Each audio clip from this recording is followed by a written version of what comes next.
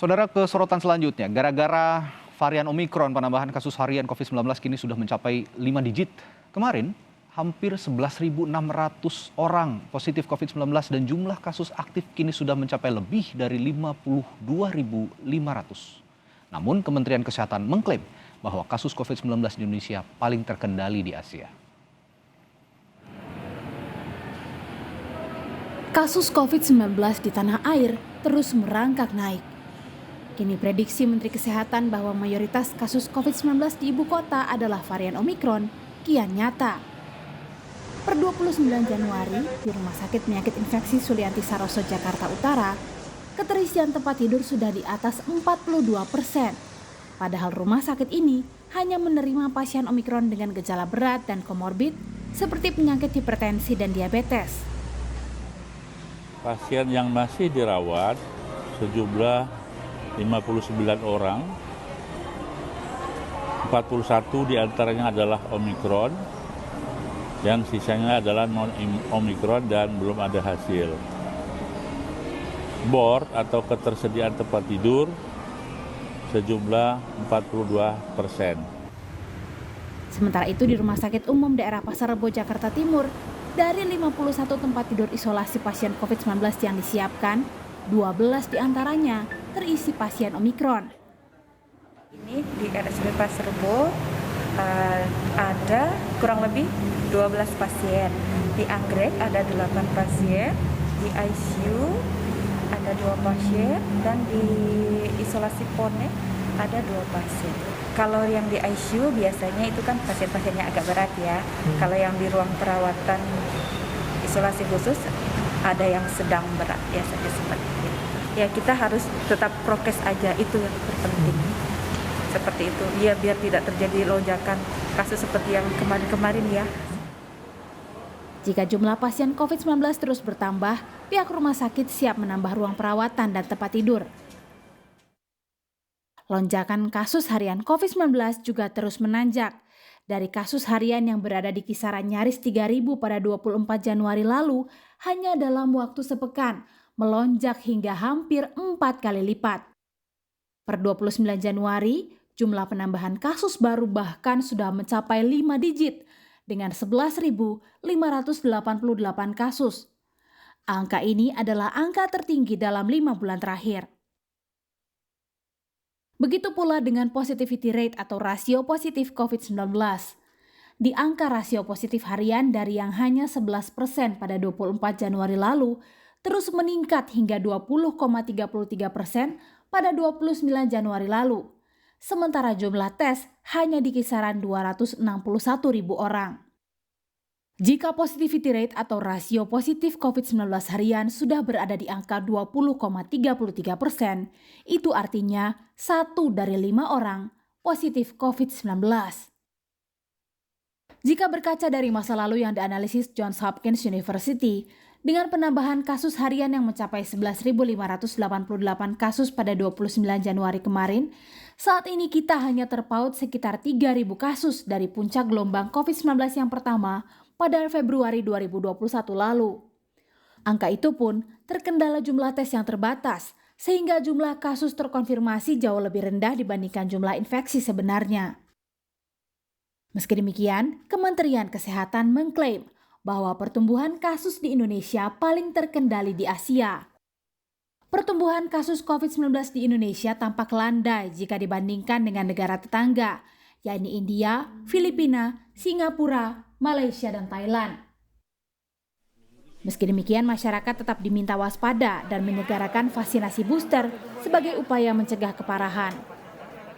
Tingginya kasus harian COVID-19 di ibu kota juga membuat Pemprov DKI Jakarta tegas mengancam akan mencabut izin usaha bagi tempat yang melanggar protokol kesehatan dan aturan PPKM yang berlaku. Pasalnya saat ini, tingkat keterisian rumah sakit di DKI Jakarta sudah mencapai 54% dan ruang ICU terisi 18%. Milik pasar, mal, hotel, kafe, usaha-usaha lainnya, pabrik, perkantoran semua harus ditingkatkan. Hadirkan kembali, optimalkan kembali satgas-satgas yang ada. Apabila melanggar, kami tidak segan-segan. Tidak hanya menutup sementara, tapi akan kami cabut izinnya. Mohon pada masyarakat pada kesempatan baik ini laporkan kepada kami, pada TNI Polri, pada Satpol PP, pada Pemprov dimanapun, laporkan langsung melalui media, foto, video, sampai akan kami tindak. Luar biasa. Sebelumnya, pemerintah telah memberikan sinyal bahwa pekan depan ibu kota Jakarta dan wilayah aglomerasinya alias Jabodetabek bisa jadi bakal naik level PPKM menjadi level 3. Itu artinya pembatasan mobilitas warga akan semakin diperketat, baik kapasitas perkantoran maupun sekolah akan dibatasi. Tim Liputan, Kompas TV. Dan untuk mengetahui kondisi paling akhir di salah satu rumah sakit rujukan COVID-19 DKI Jakarta, kita tanyakan langsung jurnalis Kompas TV Revi Desantra di Rumah Sakit Penyakit Infeksi Sulianti Saroso, Jakarta Utara. Revi, seperti apa keterisian Rumah Sakit Sulianti Saroso hari ini? Apakah ada penambahan jumlah pasien hari ini?